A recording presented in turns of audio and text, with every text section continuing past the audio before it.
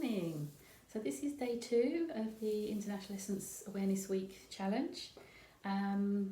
Today's sharing is about an essence that changed my life. Well, that's really difficult because I've been working with and studying essences for coming on for 2 decades. So there have been loads of essences that have helped change my life in a positive way.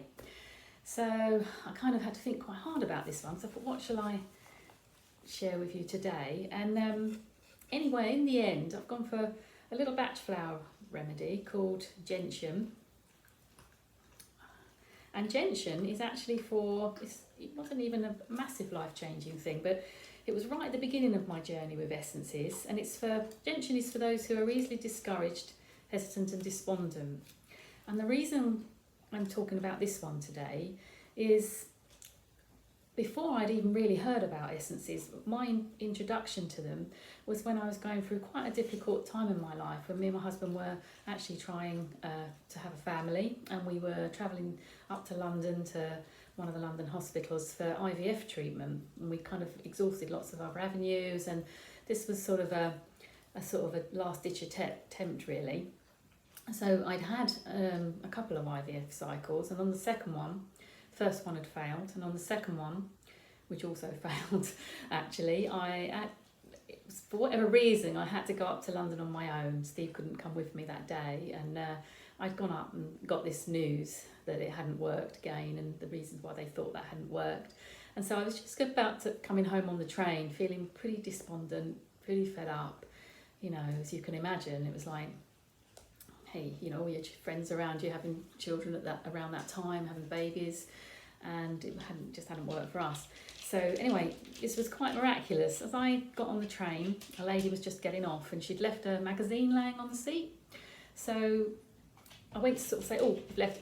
There was a newspaper on another seat. I thought, people just do that in London. They finish reading it, so they leave it there. Anyway, I picked it up to move it so that I could sit down, and it kind of fell open on a page, which is no coincidence really, because on that page it said batch flower remedies for fertility in women. And so of course it just caught my eye, and I started to read the article, and anyway, by the time I'd finished it, I thought, wow, that's kind of a coincidence.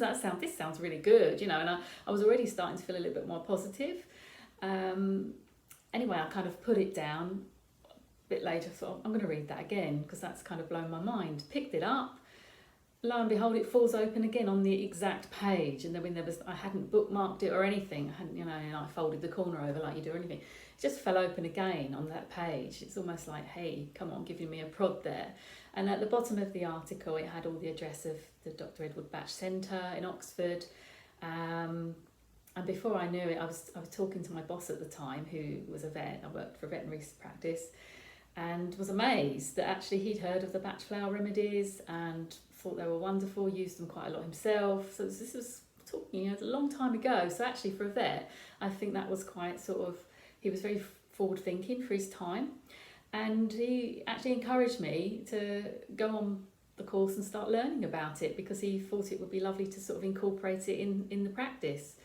So I did, and that was my first introduction into essences really. And I picked Gentian just because, that at the time when I discovered essences in my life, that this is the one for the despondency, and just feeling a bit hopeless, bit kind of like, down in the dumps, which is quite obvious really why I would feel like that.